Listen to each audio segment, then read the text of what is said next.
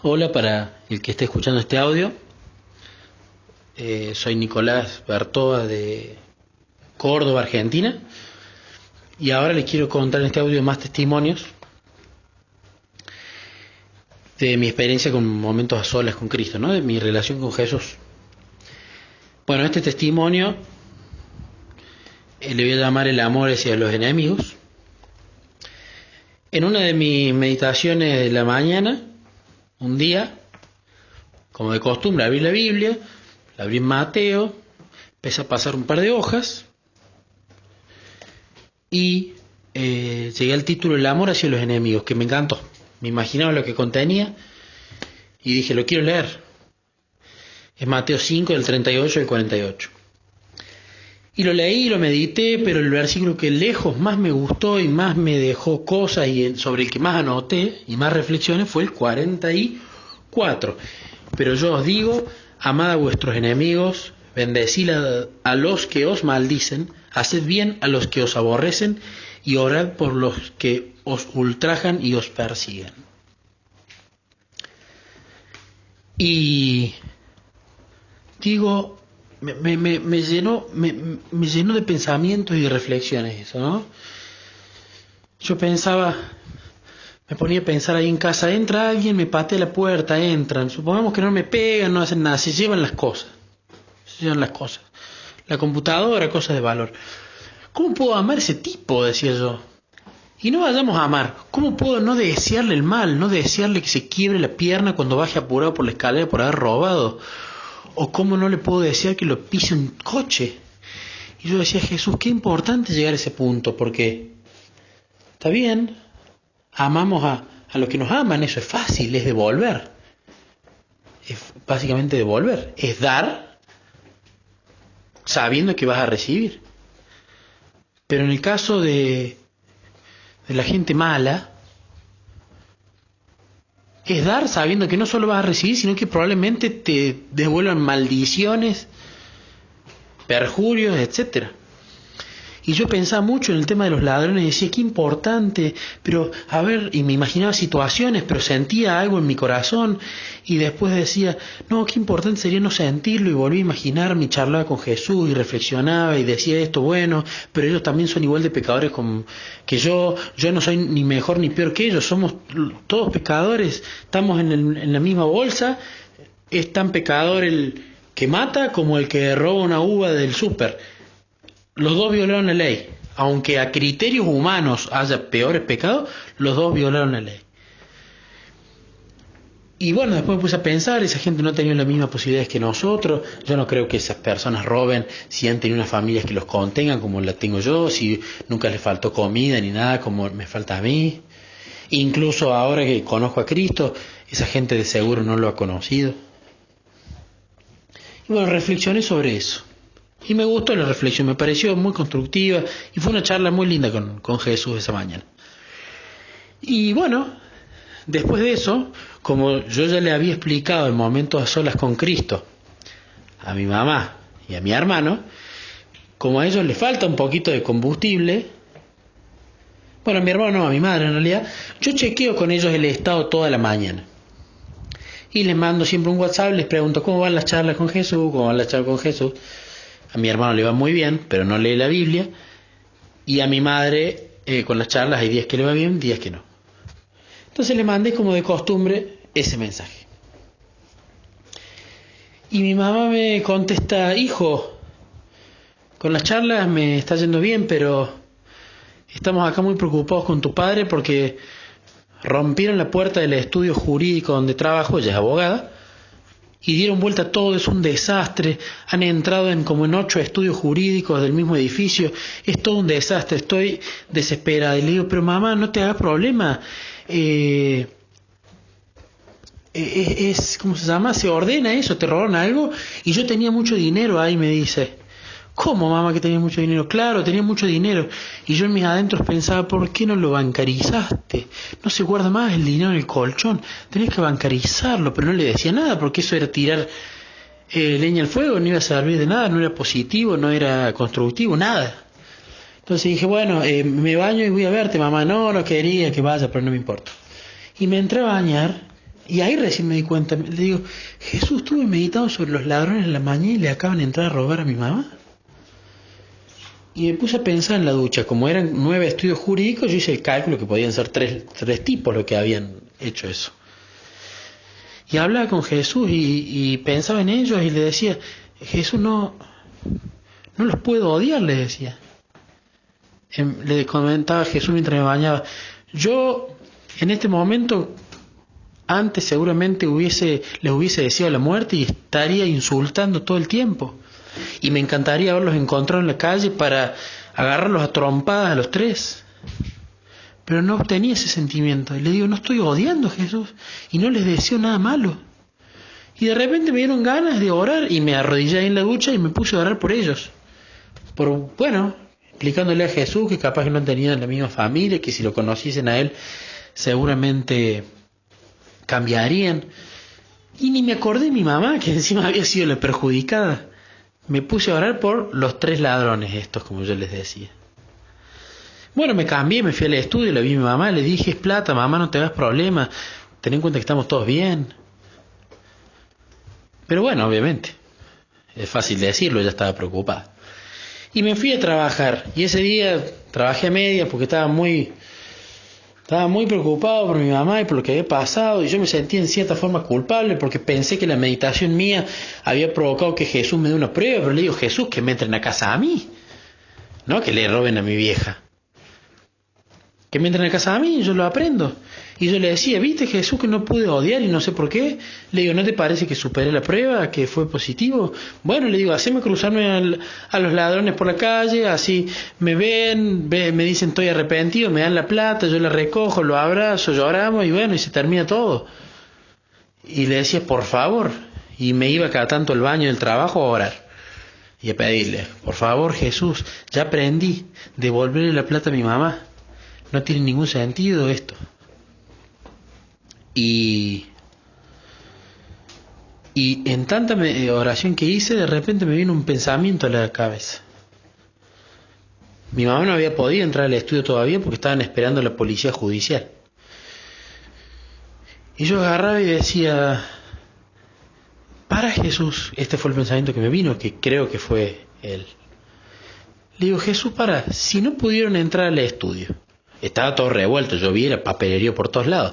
Pero si no pudieron entrar al estudio porque tenía que venir primero policía judicial para sacar fotos, ¿cómo es que está segura mi mamá que le robaron la plata? Yo digo, sí, hay que tener sentido común. Si vos sos ladrón vas a revisar todo, así le sacás hasta el último peso. Pero ella no está segura que la plata está ahí. Y empecé a orar y a pedirle, por favor, que la plata esté ahí. Por favor, que la plata esté ahí. Y hablé con mi hermano sobre esto y él me dice que le estaba pidiendo exactamente lo mismo porque había tenido el mismo pensamiento que yo. ¿Cómo está segura mamá que la plata la sacaron si no pudo entrar? Y mi hermano oraba, él estaba allá, esperando que la policía judicial termine, oraba para entrar y poder encontrar toda la plata. Y yo oraba también por algo parecido, para que esté la plata ahí. Y afortunadamente cuando la policía judicial dejó que entrase cada propietario de su estudio, mi hermano fue el que encontró la plata. Y no solo eso, sino que encontraron hasta más plata que mi mamá ni se acordaba que estaba ahí guardada.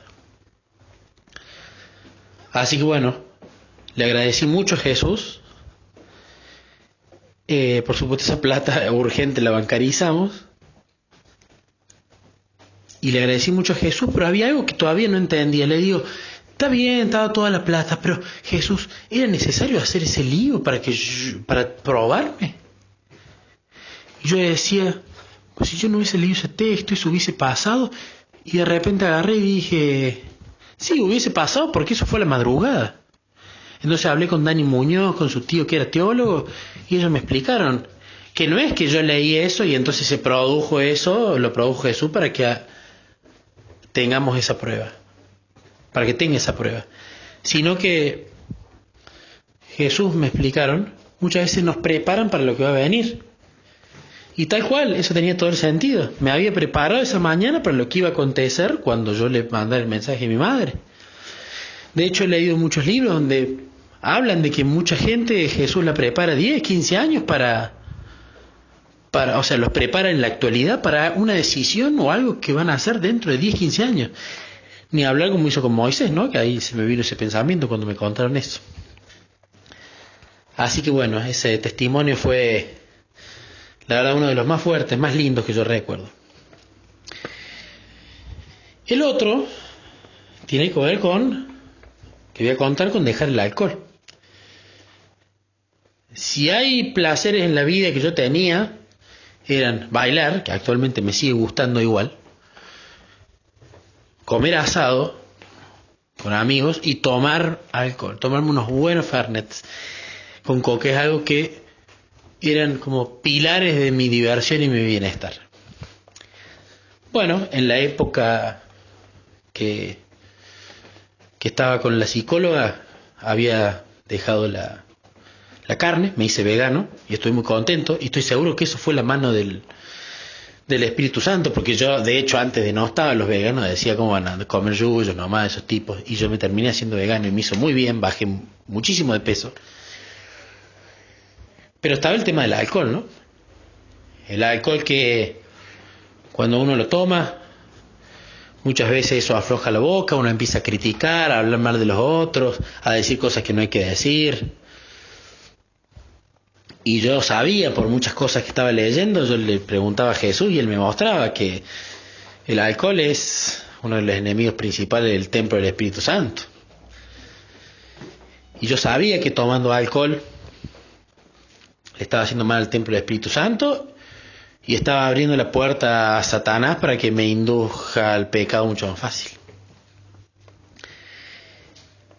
Pero yo nunca lo quería dejar. Y Jesús me mostraba textos sobre esto, se hartó de mostrarme textos. Y yo siempre le decía, bueno, voy a tomar pero un poquito. Y muchas veces pasaba lo mismo. Le decía que yo tomaba un poquito y terminaba ebrio con mis amigos.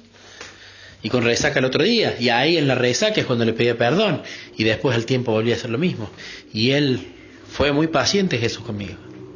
Hasta que un día agarró y dijo, bueno, yo creo que él agarró y dijo, como muchas otras cosas que me ha pasado, le estoy dando mensajes y no lo aprende, no le pone, no me ruega para eso, sino que me está diciendo que va a tomar un poquito. Bueno, lo voy a mandar al desierto como Moisés, le voy a poner una prueba importante para que este muchacho cambie.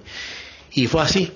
Fue un día que fue un asado de la empresa y me emborraché de una manera que ya me costaba hablar. Estábamos muchos ya así en esa fiesta.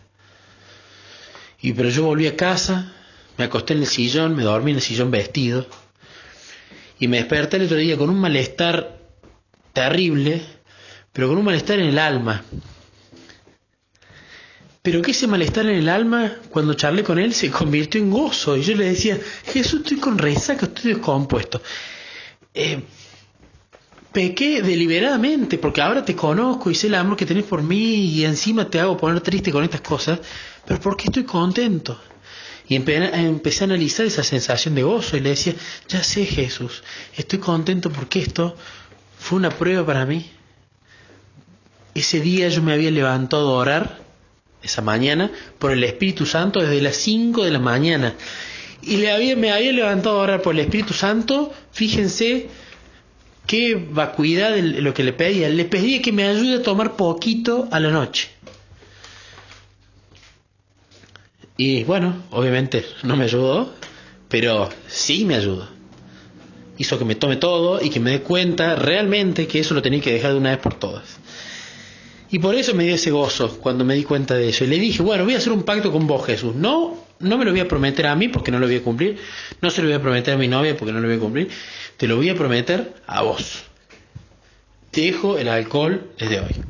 Y esto fue ya hace 2 meses. Pero ¿qué es importante en el tema de haber dejado el alcohol?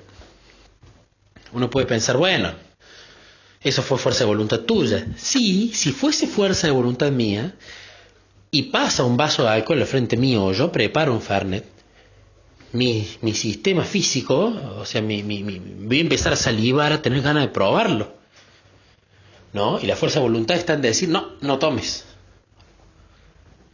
Y me he probado en eventos donde ha habido alcohol y yo le he preparado Fernet a mis amigos porque les gusta cómo yo lo preparo y no estaba ese gusto.